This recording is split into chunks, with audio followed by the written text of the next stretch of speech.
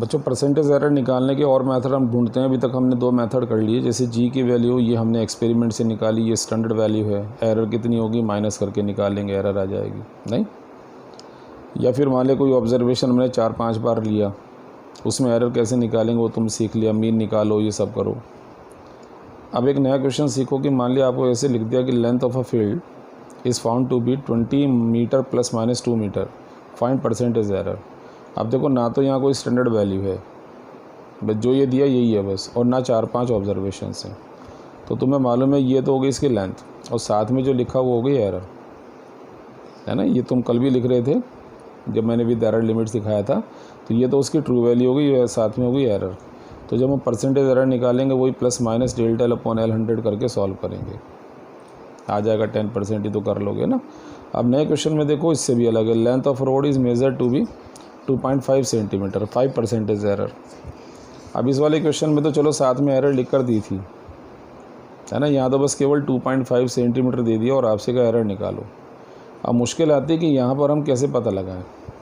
तो चलो लेंथ तो ही लिखो ही, साथ में प्लस माइनस दिया होता तो ΔL भी होता। तो ऐसे केस में ΔL क्या होगा, least count of the instrument होगा which is use to measure the value, यानी जिस इंस्ट्रूमेंट से आपने ये मेज़रमेंट लिया उसका लीस्ट काउंट। अब क्वेश्चन है कि यहाँ लीस्ट काउंट तो हम तब पता लगाएं जब हमें पता हो कि कौन सा इंस्ट्रूमेंट यूज़ किया, उसका तो नाम नहीं लिखा आपने। तो इसका तरीका मैं सिखा रहा हूँ कि एरर निकालने का तरीका क्या है कि ये जो लास्ट डिजिट है इसे 1 लिखो, पॉइंट की जगह पॉइंट लगाओ, बाकी 0 कर दो, तो लीस्ट काउंट हो गया 0.01। बाय द वे नंबर आपका 4.00 होता, मुझे एरर निकालनी पड़ती तो मैं इसकी जगह 1 लिखता, बाकी सब को 0, पॉइंट की जगह पॉइंट। 4.25 होता, 1 लिखते, ये 1 होगा, और फिर बाकी दोनों 0, पॉइंट की जगह पॉइंट। तो सीधा सा रूल हो गया, या तो वो क्वेश्चन में लीस्ट काउंट दें। अगर वो लीस्ट काउंट नहीं देंगे तो उस केस में तुम्हें क्या करना होगा कि इसी से तुम लीस्ट काउंट फाउंड कर लोगे कि लास्ट डिजिट को 1 करके बाकी सब को 0, पॉइंट की जगह पॉइंट लगाओ। तो इस केस में भी ये हुआ। परसेंटेज एरर निकालेंगे, सेम फार्मूला 0.1 ही करके ±4% आ जाएगा। अब इसी क्वेश्चन में अगर लेंथ में कहता 2.50 तो क्या करते, तो लेंथ तो 2.50 है, ΔL क्या होता है, इसको 1 लिखता मैं, बाकी सब को 0, तो 0.01।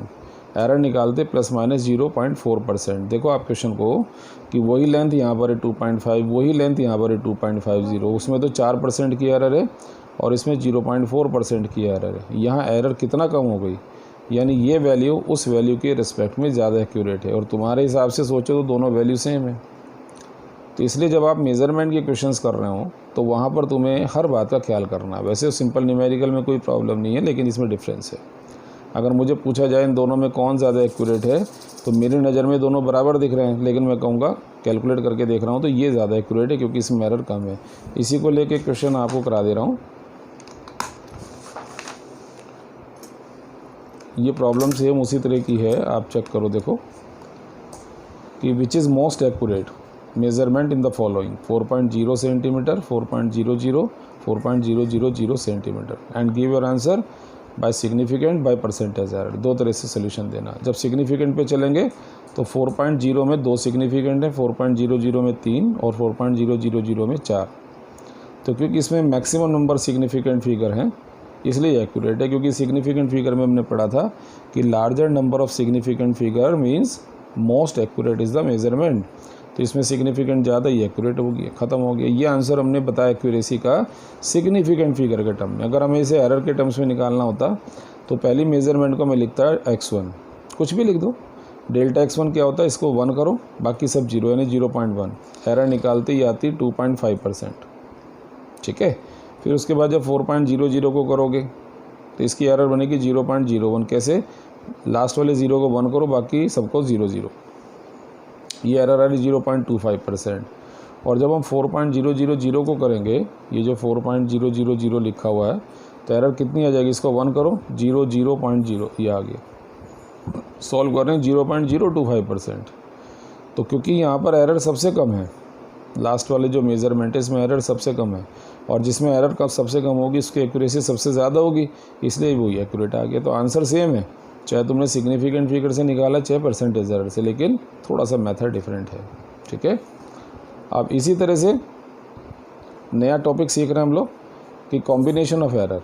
अब यहाँ से सीखेंगे, जैसे हमें ना ए और बी में एरर मालूम है, इनकी वैल्यू भी मालूम है, इनकी एरर भी मालूम है, और हमें एरर निकालनी है किसमें, एक्स में, और एक्स कौन है, ए प्लस बी के इक्वल है, यानी एक्स की वैल्यू मालूम ही नहीं है। तो X is equal to A plus B हो गया। मान लिया delta A, delta B, delta X जो है वो एरर्स हैं किसमें, ए, बी और एक्स में। तो अगर हम इस एक्सप्रेशन को एरर लिमिट के साथ लिखें तो एक्स के साथ उसकी एरर प्लस माइनस में, ए के साथ उसकी एरर, बी के साथ उसकी error, X plus minus delta X equal to A plus B plus minus delta A plus minus delta B, A plus B X हो गया, या एज इट इज़ लिखा रहा, एक्स से एक्स कैंसिल हो जाएगा, यहाँ बचेगा डेल्टा एक्स। डेल्टा एक्स से आगे प्लस माइनस छोड़ देना। प्लस माइनस की सिग्निफिकेंस तब है जब साथ में कोई डिजिट हो, ठीक है ना, ये लिखी रहेंगी, ये इसलिए रखी रहेंगी। देखो इस प्लस माइनस की सिग्निफिकेंस सिखाता हूँ मैं कि आपने कहा सर बी का साइन प्लस है, ए का साइन प्लस है, कुछ और वैल्यू आएगी, नहीं सर बी का साइन प्लस है, इसका माइनस है, तो इसकी सिग्निफिकेंस हुई नहीं हुई, इसे हटा दोगे तो ये तो हमेशा प्लस ही माना जाएगा फिर। तो इसके साथ ये नंबर है तो ये साइन एग्जिस्ट कर रहा है, इसके साथ वो ख़त्म हो गया। अब आप देखो ये डेल्टा एक्स क्या हमने लिखा था यहाँ, ये एक्स में एरर है, delta A, delta B, delta x B था एरर, सी ने ए बी एक्स, ये एक्स की एरर है, ये निकल गई। अब इसकी 4 पॉसिबल वैल्यू आ रही हैं, दोनों के प्लस साइन, ये प्लस ये माइनस, ये माइनस ये प्लस, और दोनों माइनस। इसमें जो मैक्सिमम एरर है वो किस में आ रही है, दोनों जब प्लस होंगे, ये आंसर आ गया। यानी अगर मुझे x में एरर निकालनी है, what is x, x is the result of a and b, तो जो x की एरर होगी वो a और b की एरर को ऐड करने से आ जाएगी। जैसे क्वेश्चन यहाँ देख रहे हैं, L1 इज इक्वल टू है 40 plus minus 1 metre, L2 20 plus minus 2 metre, वो कह रहे हैं टोटल लेंथ निकालो। तो ये हमारे सोचने की बात है कि उसने टोटल लेंथ कहा, तो हमें आंसर ऐसे ही लिखना होगा जैसे क्वेश्चन में दिया है। तो L1 40 हो गया, डेल्टा L1 1 हो गया, L2 20 हो गया, डेल्टा L2 2 हो गया। यहाँ पर देखो बच्चों जो ए और बी था वो तो ये आ गए, और जो साथ में तुमने delta A delta B assume किया था वो ये रहे 1 और 2। तो लेंथ जब निकालेंगे दोनों को ऐड कर देंगे 60 आएगी, लेकिन जब डेल्टा एल निकालोगे तो ये दोनों डेल्टा ऐड कर देना। क्यों कर देना, लिखा तो था देखो, डेल्टा एक्स जो एरर थी रिजल्ट में वो किसके इक्वल थी, दोनों एरर के सम के इक्वल थी, तो दोनों एरर ये आ गई, इनका सम कर दिया, ये 3 आ गई।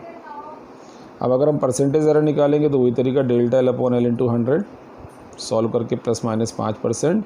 अब लेंथ लिखेंगे जब, तो टोटल लेंथ 60 है प्लस माइनस 3 कहाँ से आ गई, ये रहा। या फिर ऐसे लिख देंगे 60 मीटर प्लस माइनस 5%। हालांकि इतना लिख देना बहुत होगा क्योंकि क्वेश्चन में इसी तरह से दिया हुआ था।